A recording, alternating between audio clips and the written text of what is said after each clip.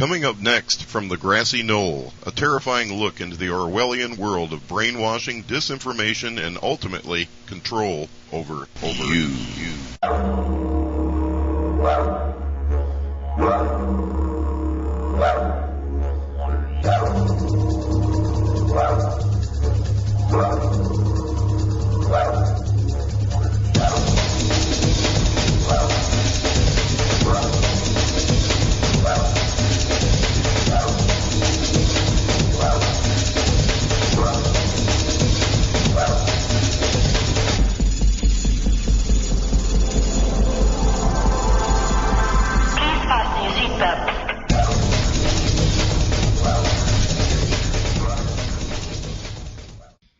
Listening to Dade City Community Radio 102.9, the Grassy Knoll, and this is Dr. Daffodil Swain, and I have my friend the Visigoth here. And what are we going to be talking about today?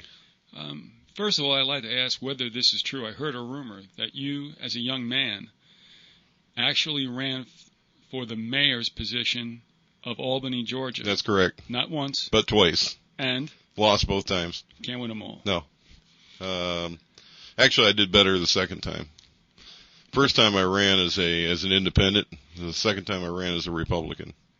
So you get 5 more votes? Actually, I did a whole lot better. Okay. The cemetery voted on that one? Yeah, I think I had 58 votes on the first one, though. God bless out of 22,000 registered voters. However, I got 30. I want to remember. I think 37% of the vote in a 3-way race. However, you got the clue that you probably didn't have a career in politics. That's true. Now, keep in mind that the second time that I ran against the incumbent mayor who owned the city's only daily circulating newspaper and at that time owned the city's only television station. So I had my hands full. So much for media conglomerates. Yeah. Oh, yeah. James H. Gray, who was a carpetbagger from Boston. But you're not bitter anymore, are you? No. Oh, okay. What we're going to do is talk about the Bohemian Club. Have you heard of that, Dr. Swain? This is the Stroh's Brewery people? No. It's Bohemian? No, we're talking about something else. Yeah, you're thinking like... I'm thinking beer. You're thinking Bach beer. Or, yeah, isn't Stroh's Bohemian beer? It says right on the can. If it says it on the can, it's got to be true. Exactly. All right. Anyway, what's the Bohemian Club? All right. The August 2nd, 1982 edition of Newsweek magazine reported, quote, "The world's most prestigious summer camp, the Bohemian Grove, is now in session 75 miles north of San Francisco. The fiercely guarded 2,700-acre retreat is the country extension of San Francisco's all-male, ultra-exclusive Bohemian Club to which every Republican president since Herbert Hoover has belonged." Maclean's magazine, March 23, 1981, reported, quote, "Each summer for 3 weekends, this year's will be the 103rd." This sounds like a big... I hate these dependent clauses. "Each summer for 3 weekends, this year's will be the 103rd, nearly 2,000 Bohemians, with guests in tow, speeding by car and corporate jet to their guarded grove close by the hamlet of Monte Rio on the Russian River. The grove's Shakespearean motto, 'Weaving spiders, come not here,' is an injunction to forget wheeling and dealing, which is widely ignored." Now, who owns the Bohemian Grove? Do you know? I don't want to break your thought I'm not really train, sure. I know but, it goes back to the 1870s, and I think it was basically a retreat for the Bohemians, artists and writers and such. Let's see. While ruling class cohesiveness rarely lets slip details of accommodations arrived at there, some, such as the 1967 agreement by Ronald Reagan over a drink with Richard Nixon to stay out of the coming presidential race, have helped mold America's destiny. So they get things done there, the GOP. Oddly enough, reporters are barred from this club, formed one night in 1872 by 5 bored newshawks on the old San Francisco Examiner to promote good fellowship and to, quote, help elevate journalism to that place in the popular estimation to which it is entitled, unquote. So there you go. You got 5 bored news writers from the Examiner who began this club in 1872. Good fellowship kind of reminds me of the Masons. Well, yeah. Yeah. Am I right? No, yeah. Right. Okay. Another boys' club. Yeah. All right, now that aspiration went down the drain when membership was extended to show people, and by 1878, the year of the first Grove Fest, the journalists were already on their way out.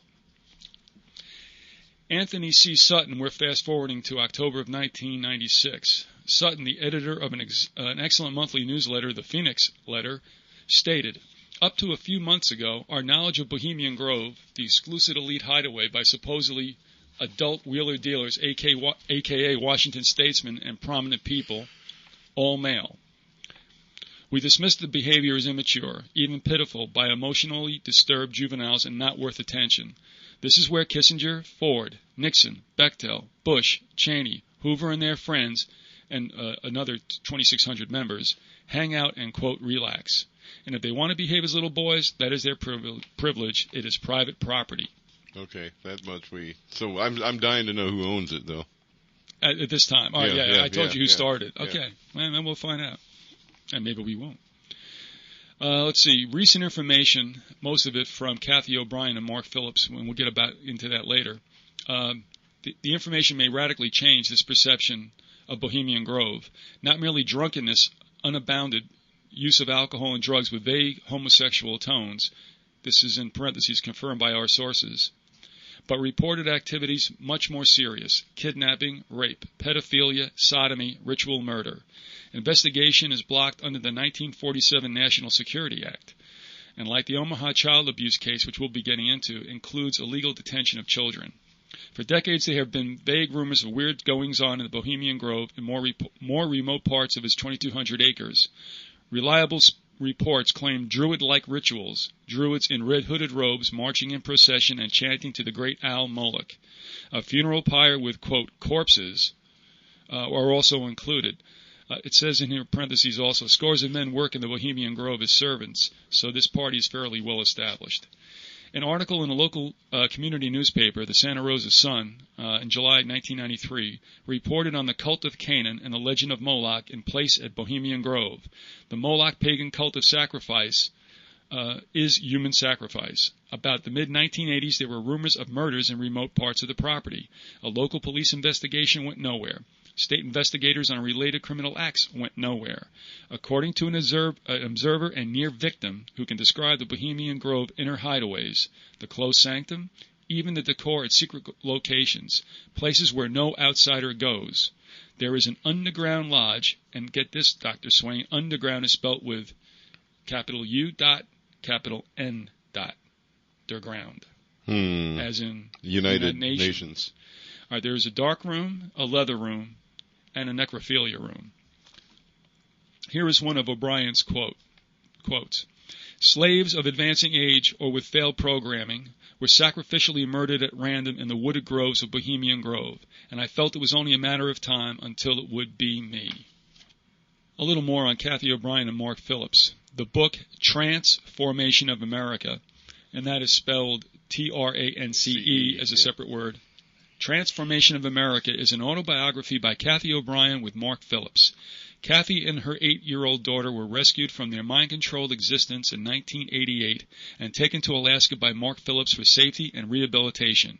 She and her top daughter were victims of the U.S. Government Defense Intelligence Agency top-secret MK-Ultra Project Monarch, which is mind control. Kathy became a White House, quote, presidential model, unquote, mind control slave.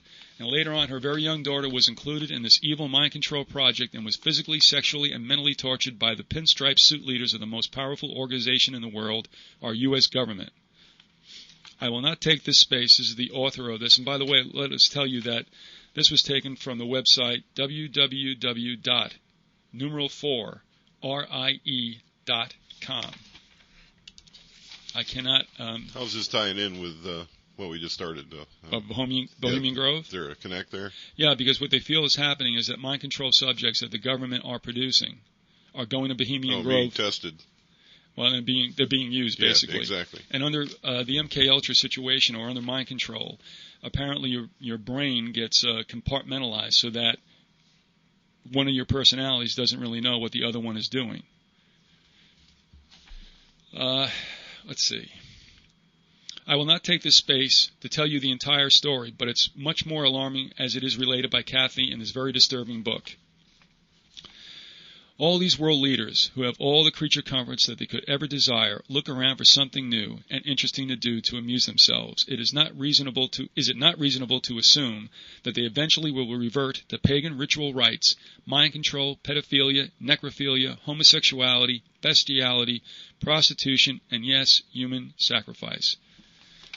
Now, what I'm going to read from is the book, The Franklin Cover-Up, subtitled Child Abuse, Satanism, and Murder in Nebraska, and this ties in directly to Bohemian Grove, although at the time the author wrote it, he did not realize that where these children were explaining where they were being taken to was in fact Bohemian Grove. And what we are not intimating but telling you directly is that our leadership, our elite, are going out to Bohemian Grove and engaging in all these activities because they basically are above the law. Now, let me ask you a couple of quick questions. Who's the author of the book?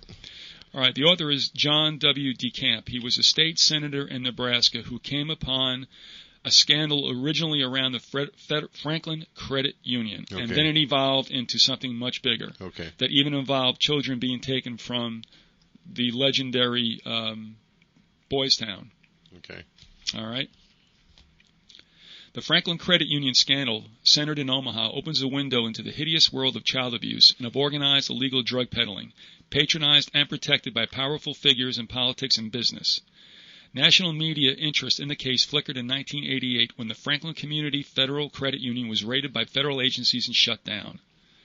Franklin's manager was Lawrence E. Larry King, Jr., No relation to Larry Seltzer. No. Okay. At that time, he was 44, a rising star in state and national Republican circles, an officer of the National Black Republican Council.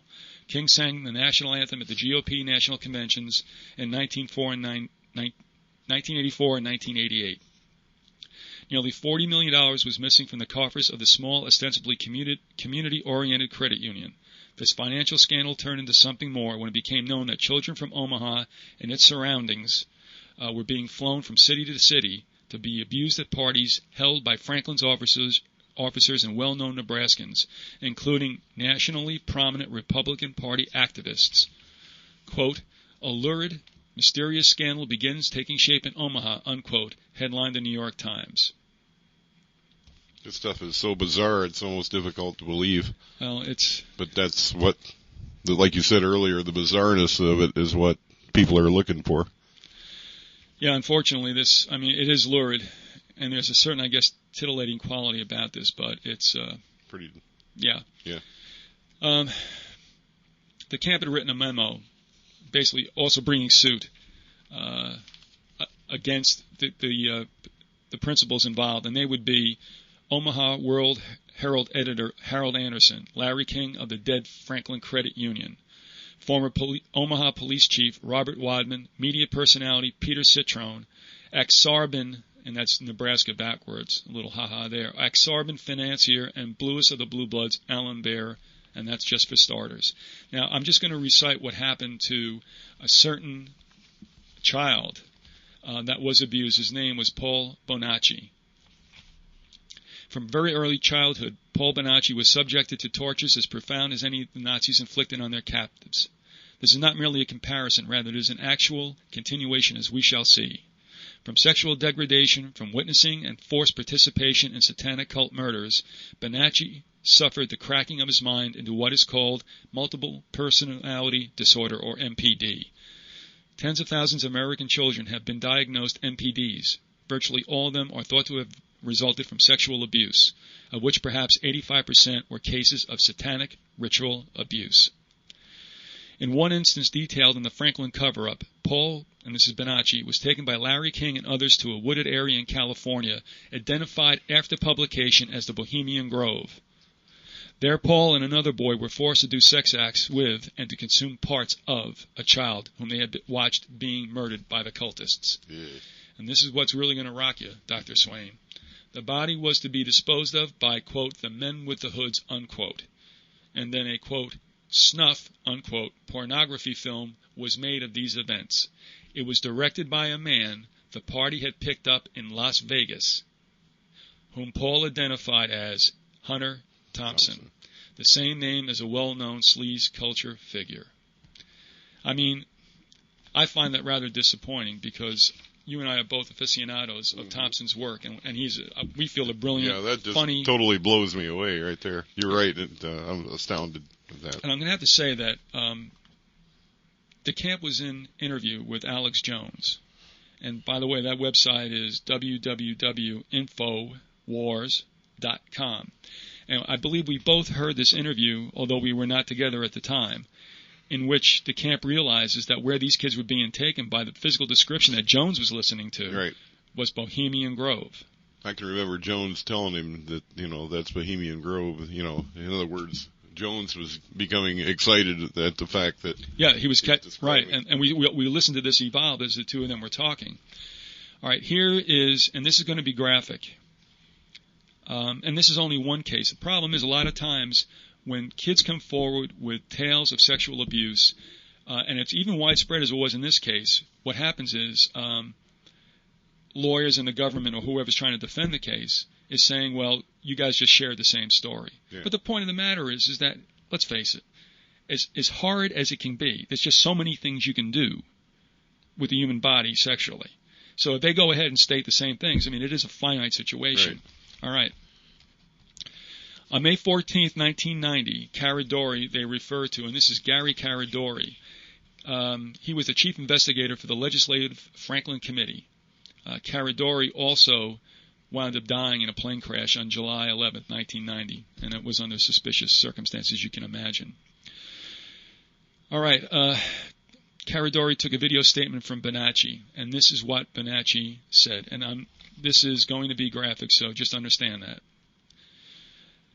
Gruesome as it is, Bonacci's report harks back to the early cries for help from Loretta Smith, whose also complaints went unattended. I went in January of 84 on every trip. I was paid by men King knew for sex. In the summer of 84, sometime I went to Dallas, Texas, and had sex with several men King knew in a hotel. I flew on YNR Airlines and CAM Airlines normally for King. I never had much personally to do with King, only went where he told me to go. This is a complete transcript, so there's some what you would call sick statements in SICs, okay? Right. In or on July 26th, I went to Sacramento, California. King flew me out on a private plane from Epley Airfield in Omaha to Denver, where we picked up Nicholas, a boy who was about 12 or 13. Then we flew to Las Vegas to a desert strip and drove into Las Vegas and to some ranch and got something. Then flew on to Sacramento. We were picked up by a white limo and taken to a hotel. I don't remember the name of it. We, meaning Nicholas and I, were driven to an area that had big trees, and this is where they get the clue. It's Bohemian Grove. It took about an hour to get there. There was a cage with a boy in it who was not wearing anything.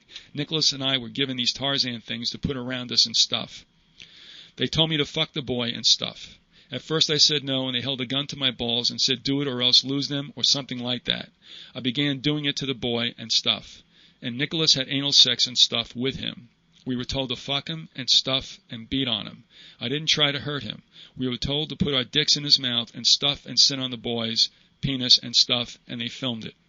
We did this stuff to the boy for about 30 minutes or an hour when a man came in and kicked us and stuff in the balls and picked us up and threw us. He grabbed the boy and started fucking him and stuff. The man was about 10 inches long, and he's not talking about his height. Yeah. And the boy screamed and stuff, and the man was forcing his dick into the boy all the way. The boy was bleeding from his rectum, and the men tossed him and me and stuff and put the boy right next to me and grabbed the gun and blew the boy's head off. The boy's blood was all over me, and I started yelling and crying. The men grabbed Nicholas and I and forced us to lie down. They put the boy on top of Nicholas, who was crying, and they were putting Nicholas' hands on the boy's ass. They put the boy on top of me and did the same thing. Then they forced me to fuck the dead boy up his ass, and also Nicholas. They put a gun to our heads to make us do it. His blood was all over us. They made us kiss the boy's lips and to eat him out. Then they made me do something I don't even want to write, so I won't. I don't know what could possibly be worse than what we've just heard. I think I do. And that would have to do with, I would think, the skull. Yeah. After that, the men grabbed Nicholas and drug him off screaming. They put me up against a tree and put a gun to my head, but fired into the air. I heard another shot from somewhere. I then saw the man who killed the boy drag him like a toy. Everything, including when the men put the boy in a trunk, was filmed. They took me with them, and we went up in a plane. I saw the bag the boy was in. We went over a very thick brush area with a clearing in it. Over the clearing, they dropped the boy. One said the men with the hoods would take care of the body for them. I didn't see Nicholas until that night at the hotel. He and I hugged and held each other for a long while. About 2 hours later, the men or Larry King came in and told us to go take a shower since we had only been hosed off at some guy's house. We took a shower together, and then we were told to put on the Tarzan things. After we were cleaned up and dressed in these things, we were told to put on shorts, socks, and a shirt and shoes and driven to a house where the men were at with some others. They had film, and they played it. As the men watched, they passed Nicholas and I around as if we were toys and sexually abused us. They made Nicholas and I screw each other, and one of the men put the dead boy's penis in mine and Nicholas's mouth. I didn't want to write this because the man forced me to bite the boy's penis and balls off. It was gross, and I saw the film where it happened and started freaking out, remembering what they made us do afterwards to the boy. They showed us doing everything to the boy. I was there for about 5 days attending parties, but I only recall cutting my wrist, which is why I stayed 2 days in a hospital under a name I can't recall. Some guy paid for me. And lastly, in another testimony, Bonacci said that Larry King was smiling and laughing the whole time the film was being shown, and that, quote, the men with the hoods, unquote, were a satanic group which planned to use the dead boy in some sort of ceremony. He also named the director of the snuff film, who they had picked up in Las Vegas, as Hunter Thompson. So, like, how do people sit on stuff like that? I mean, information-wise, how is Hunter Thompson, getting filmed on NBC and interviewed and sitting at, when they name the names of those who still go to Bohemian Grove, how can they take part? I know. And we really encourage you to go to Infowars.com, because there is a link right at the top of the homepage where you go into photos of Bohemian Grove. Alex Jones sneaked in. He took video of it, of which stills were made. And you can see them with their hoods on in their ritual ceremonies with their supposed mock sacrifice, and there's a lot of conjecture as to whether that's a mock sacrifice or not. Right. And I've seen the pictures on the website. So, again, that's Infowar, as in one word, Infowars.com. And I hate to be hawking somebody else's site, but I got to give the guy high marks. He went in there and did it, So. This really breaks it open, and when you see that taking place, there's no two ways about it. But to get back to what we were saying with how can this be covered up? Well, how is anything covered up nowadays? I mean, the media is bought out, the mainstream is worthless, and all these characters know that they basically are indemnified against any kind of exposure. But I mean, depravity never left the human species. Yeah. All that was talked about in the days of Moloch the first time around in the Old Testament times has not gone away. Now, what's the significance of Moloch, the owl? The Canaanites were given the promised land. And there was a time, I believe, when Moses parted from them, and they despaired. And when Moses came back, I believe this is it. Okay, he looks back at them, and and what are they doing? They are sacrificing children to Moloch, which is a big owl. Owl, but I guess what's the significance of the owl as opposed to just a deity, to a big rat or something? Okay. I don't know that the owl itself has any kind of significance. I mean, since then it has always been obviously tied into a death imagery symbol, but as far as why they chose Moloch back then, I do not know. That's fodder for another whole story or another whole show. That's just incredible. It's sick. Yeah, it's sick beyond belief, and most people won't believe this because their brain won't allow them. We can understand that, but that doesn't make it not true. Well, I know I'll be digging around for more information on that. That's for sure. So. And we'll also visit in another show, just how intensified and how worldwide the use of children are for sexual abuse. And it makes you wonder, you're talking about abuse of children. Have you noticed, or is it just me, that there's been a major upsurge in the amount of child abductions going on? Actually, the numbers dropped off. But now, it's very interesting you should say that, because the media is definitely playing up every one that takes place. And there is a local newsman who believes the reason that is to usher in the chip. Okay. So it's gone down some, but it's being reported at this very time. Okay, so what you're saying is it's being reported in a similar fashion as shark bites were a couple of years ago, that Yes. The reality is that, okay. But with the purpose, I believe, of getting the chip into kids. people. Well, I remember, I want to say 2-3 years ago, Lori and I, wife, give away the name, were riding down to St. Pete for Christmas and listening to Alex Jones, and it wasn't the Bohemian Grove thing at the time. I forget who his guest was, and it was a woman, and they were discussing the amount of the missing children and what these, pretty much like you said, these are being sold into sex slaves and trades and across the border. And who can be sure, but possibly these two girls that managed to get away here just a couple of days ago were on their way to Mexico, and where they'd never be seen or heard from again, or to places like Bohemian Grove, This is an aside, and it could be a coincidence, but what started all this, or the attention rather, was, I believe, was the poly-class abduction and murder. And her body was found only a short distance from Bohemian Grove. Right. Now, that could be a coincidence, just, honestly. Sure. But there you go.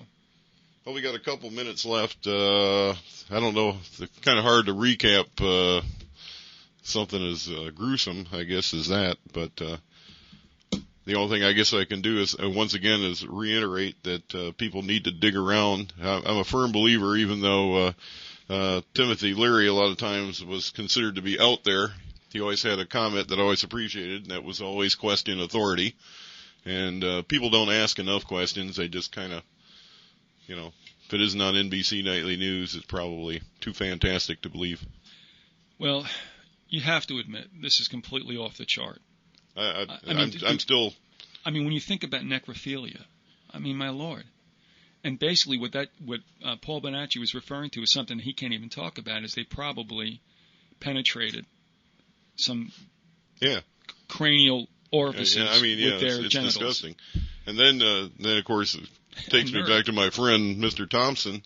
And wasn't he arrested or charged with some sort of child endangerment thing back in Colorado? Where he had some underage 15-year-old or a kid. Oh, yeah. I vaguely remember that, with yeah. This, with a hot tub with all coked up and, Yeah.